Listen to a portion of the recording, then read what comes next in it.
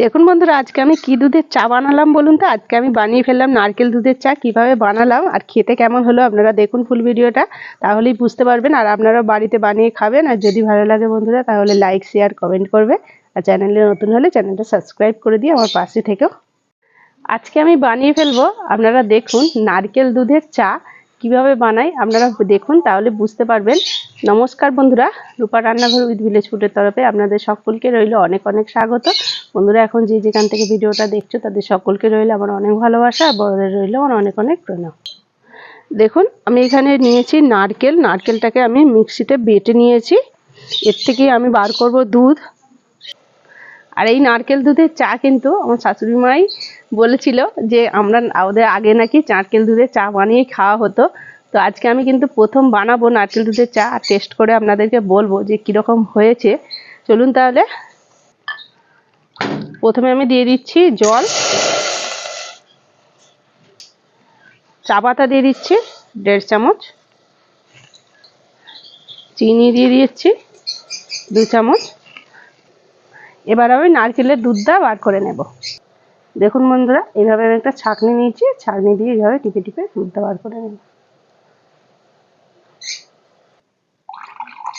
দেখুন এইভাবে টিপে টিপে কিন্তু দুধটাকে বার করে নিচ্ছি।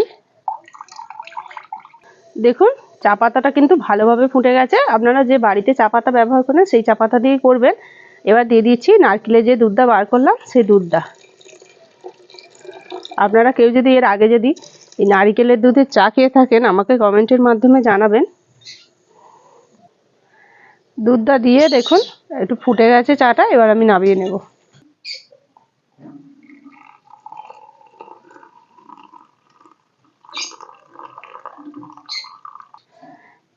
কাপের মধ্যে আমি এবার ঢেলে দিচ্ছি চাটা। কালারটা দেখুন সুন্দর এসেছে কিন্তু।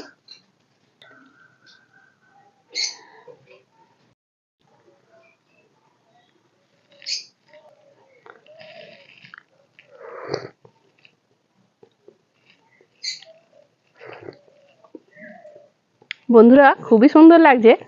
নারকেলের যে একটা মানে হালকা হালকা সেরকম একটু ফ্লেভার আছে, নারকেলের যে দুধের যেরকম ফ্লেভার। আর খেতে কিন্তু ভালোই লাগছে, কেন খারাপ লাগার কিছু নেই। কেননা নারকেলের দুধ কিন্তু আমরা যে কোনো তরকারি বা মাংসেতে বা চিংড়ি মাছে মালাইকারি করলে দিলে কিন্তু খুব সুন্দর টেস্ট আছে। আর তার জন্য কিন্তু চাটাও খুবই সুন্দর হয়েছে। আপনারাও বানিয়ে খান আর খুবই ভালো লাগবে। তাহলে বন্ধুরা আজকের মতো এই পর্যন্তই। আবার অন্য কোনো দিন নতুন একটা ভিডিও নিয়ে হাজির হবো আপনাদের কাছে। ততক্ষণের জন্য টাটা, নমস্কার।